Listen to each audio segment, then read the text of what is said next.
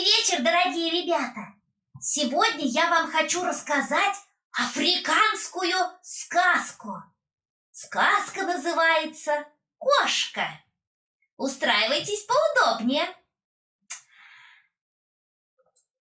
В древние времена кошки не были домашними животными.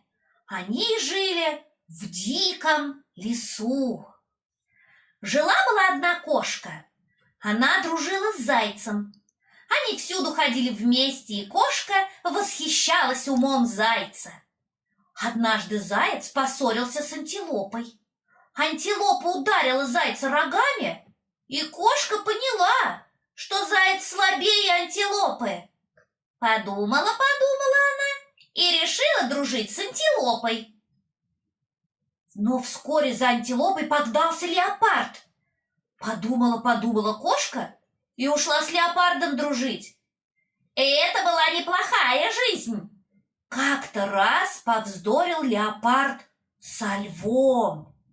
Кошка, уже привыкшая к превратностям судьбы, пошла за львом. Но однажды лев столкнулся со стадом слонов. Огромный слон напугал льва, и тот убежал в лес.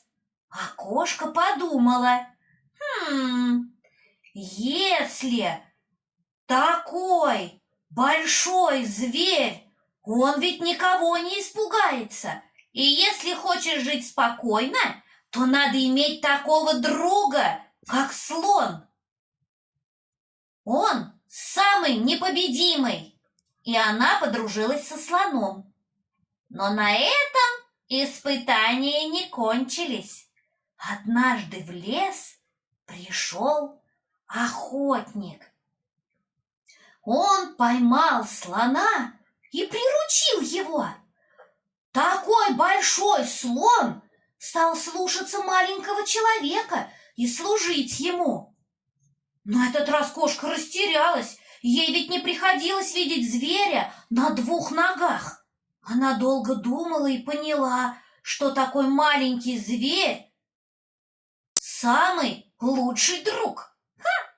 И она последовала за охотником до его дома, но внутрь не пошла, она притаилась поблизости. И вдруг она услышала шум и крики и увидела охотника. Он убегал из дома, а за ним бежала женщина и била его черпаком. Вот тут-то кошка и поняла. Наконец-то я поняла, кто самый сильный из всех зверей. Это женщина. И кошка поселилась в доме человека, подружилась с женщиной, потому что на самом деле женщины самые могущественные на всем свете. Вот какая необычная африканская сказка. Ну что же, друзья мои, а нам пора ложиться спать. Спокойной всем ночи. Сладких снов, друзья!